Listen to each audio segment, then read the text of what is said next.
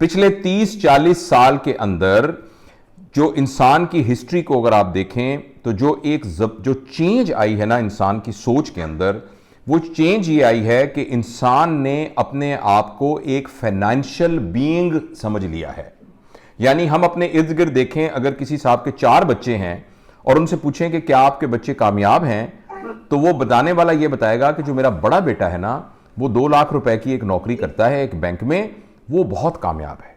जो दूसरा है उसकी एक दुकान है, वो तकरीबन 1.5 लाख के करीब कमा लेता है, वो भी बहुत कामयाब है। जो तीसरा है ना, उसको शौक है तस्वीरें बनाने का और उसको शौक है ट्रैवलिंग का, तो वो जो है ना बस अपना गुजारा ही करता है, तो वो जो है ना इतना कामयाब नहीं हो सका। यानी इंसान के बड़ा होने, उसके कामयाब होने, उसके तरक्की याफ्ता होने की पहचान ये है कि उसकी फाइनेंशियल स्टेबिलिटी कितनी है। यह बात एक कैपिटलिस्ट सोसाइटी ने पूरे हम सब के मिजाज में भर दी है, जिसकी वजह से हमारी सारी की सारी दौड़ पैसे की मिकदार को ज्यादा करने में लग गई है। मैं और आप भी ईमानदारी से अगर अपने गिरेबान में झांकें तो हम सब भी अपने लिए बड़े होने के मयार को और अपने मुतल्लिकीन के बड़े होने के मयार को इकोनॉमिक यार्डस्टिक से ही मैयर करते हैं हमेशा, और जिसके पास पैसा बड़ा है वो ज्यादा मोअज़्ज़ज़ है। आप खुद ही बताएं, एक दुकानदार है, उसके पास एक आदमी एक सौदा खरीदने आया, वो सौदा जो है फॉर एग्जाम्पल ये है जो 500 रुपए का है, तो वो 500 रुपए का बेचेगा, और वो शख्स जो है वो फटे कपड़ों वाला है और उसे आके कहा कि मुझे ये रिमोट चाहिए। एक और आदमी मर्सिडीज गाड़ी में से निकल के आया, उसने भी वही 500 देने हैं और वो कहेगा मुझे रिमोट चाहिए। आप खुद ईमानदारी से बताइए, दुकानदार का रवैया उन दोनों बंदों के बारे में किस किस्म का होगा? वो शख्स जो जाहिरी, जिसकी फाइनेंशियल वर्थ जाहिरी तौर पर ज्यादा है, वो शख्स मुआशरे में हमारे मेयार के मुताबिक काबिल इज्जत है। जब आप काबिल इज्जत होना पैसे को ज्यादा करेंगे तो पूरे मुआशरे में ज्यादा पैसे कमाने की दौड़ लग जाएगी। पिछले 30-40 साल के अंदर सिर्फ अफराद नहीं, ग्रुप नहीं, बल्कि पूरी की पूरी सोसाइटीज ने, पूरे की पूरी कौमों ने यह फैसला किया है कि हम बड़े तब बनेंगे अगर हमारी फाइनेंशियल वर्थ ज्यादा होगी। मैं बिल्कुल फाइनेंशियल वर्थ की बुराई नहीं कर रहा, मैं बिल्कुल यह नहीं कह रहा कि पैसे इकट्ठे नहीं करने चाहिए, मैं बिल्कुल यह नहीं कह रहा कि आपकी जिंदगी आसानी के साथ नहीं गुजरनी चाहिए, लेकिन यहां वो गलती हुई है जहां हमने अपनी जरूरियात को से आगे बढ़कर अपनी डिजायर्स को अपनी जरूरियात बना लिया है। यानी मेरे पास कंफर्टेबल कपड़े हों, ये तो मेरी जरूरत है और ये मुझे जरूर हासिल करने चाहिए, मगर मेरे पास 15 ब्रांड के 15 सूट मेरी अलमारी में पड़े हों, ये मेरी डिजायर है। मेरे पास एक अच्छी सवारी होनी चाहिए, लेकिन मेरे पास गाड़ियों का फ्लीट खड़ा हुआ हो मेरी गैराज के अंदर, ये मेरी डिजायर है। अब ये एक इंफरादी मसला नहीं है, ये इज्तमाई मसला है। पूरी बनी नौ इंसान ने अपनी जिंदगी को अपनी जरूरियात के सर्कल से बाहर निकालकर अपनी डिजायर्स को जरूरियात के सर्कल में दाखिल कर लिया, जिसकी वजह से हमारा जो क्वालिटी ऑफ लाइफ थी उसकी डेफिनेशन एक्चुअली हमारा स्टैंडर्ड ऑफ लाइफ बन गई। हम स्टैंडर्ड ऑफ लाइफ को क्वालिटी ऑफ लाइफ समझने लग गए, हालांकि standard of life quality of life नहीं है। स्टैंडर्ड ऑफ लाइफ का मतलब यह कि आपके हाथ में एक बड़ी कीमती घड़ी सोने की बंधी हुई है और आपके पास ब्रांडेड किस्म के सूट पहने हुए हैं, जबकि ये क्वालिटी ऑफ लाइफ नहीं है, ये स्टैंडर्ड ऑफ लाइफ है। इसी तरीके से हमने आसानियों को सुख समझ लिया। यानी हमारे, जैसे आपने इशारा किया, एसी चल रहा है, इससे आसानी मिल रही है, मगर हमने इसको सुख समझ लिया। सुख तब था कि जब मैं आम तकिए के ऊपर गर्मी में भी सुकून से सो सकता बगैर दवाइयों की गोलियां खाए हुए, राइट। इसका कतई यह मतलब है कि मैं ये नहीं कह रहा कि हमारे पास एसी नहीं होना चाहिए, मगर वो जो लाइन हमने ड्रॉ करनी थी हमारी जरूरियात और हमारी ख्वाहिश के दरमियान, वो इंफरादी लेवल पर, इज्तिमाई लेवल पर और पूरी कौमों के लेवल पर ब्लर हो गई। अब पैसा जो है वो इकट्ठा करना कुदरती वसाइल के साथ एक लिमिट है। आपके पास फर्ज करें 2 एकड़ जमीन है, उसमें से जितनी आप पैदावार हासिल करेंगे उसकी एक लिमिट है, एक खास लिमिट से ऊपर आप नहीं जा सकते। मेरी बात समझ रहे हैं ना?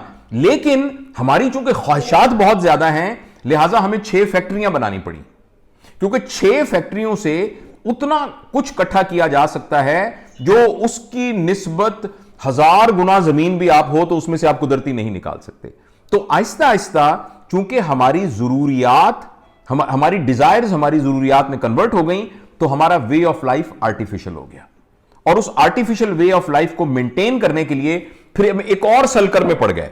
अगर आपने एक बिल्डिंग बनाई है, आपका दफ्तर 20वीं मंजिल के ऊपर है, तो फिर आपको अब एलिवेटर चाहिए। आप 20वीं मंजिल तक सीढ़ियों पर नहीं चढ़ सकते।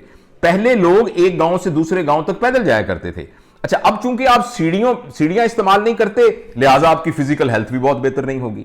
दूसरी बात यह है कि जब आपकी जरूरियात जितनी थी वो लिमिटेड थी, अब आपकी ख्वाहिशात पूरी हो गई हैं, तो घर के तमाम अफराद को काम करना पड़ेगा। बीवी भी काम करेगी, खामद भी काम करेगा, बच्चे भी काम करेंगे। इसलिए पहले मां जो घर में साग और मकई की रोटी बना लेती थी आराम से, अब वो तो जॉब पे गई हुई है। तो लिहाजा बेहतरीन यह है कि आप टेलीफोन करके घर में ऑर्डर दे देंगे और वो आर्टिफिशियल जंक फूड आपके घर में आ जाएगी। लिहाजा ये एक विशेष साइकिल है पूरा का पूरा।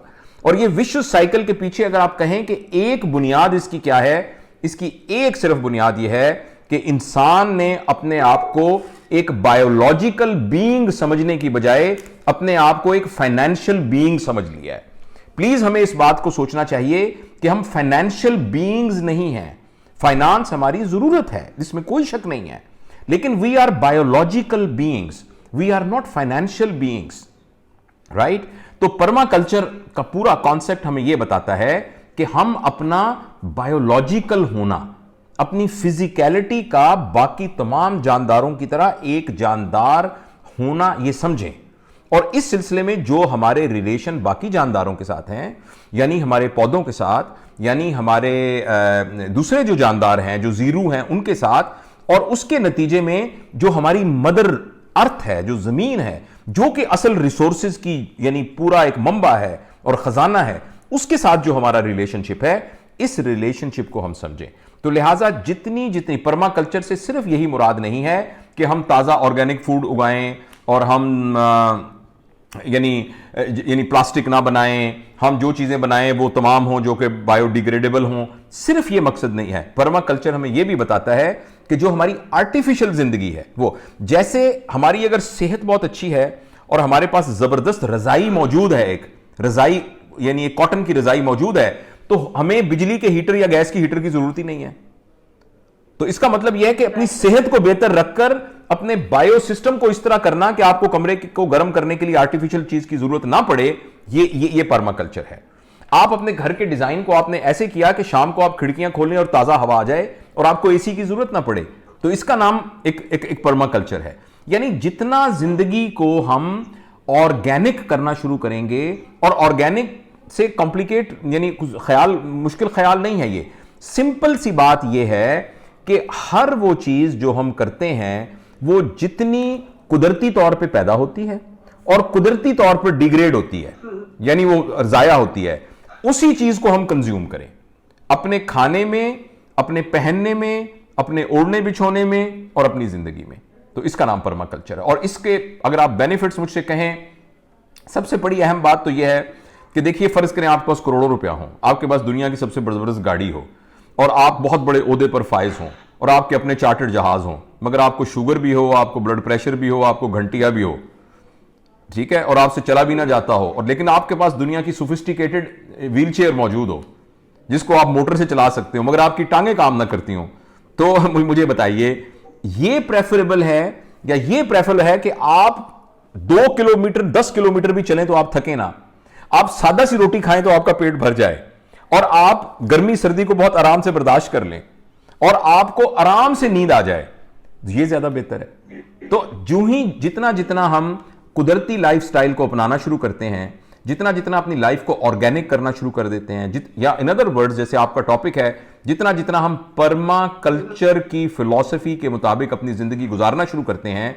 सबसे पहले तो बुनियादी फायदा यह होता है कि हमारी सेहत बिल्कुल ठीक रहती है। जो ही हमारी सेहत ठीक रहती है तो बीमारियों के खिलाफ हमारी मुदाफियत की कुव्वत बेहतर हो जाती है। नंबर 3, हमारी लाइफ स्ट्रेस फ्री हो जाती है।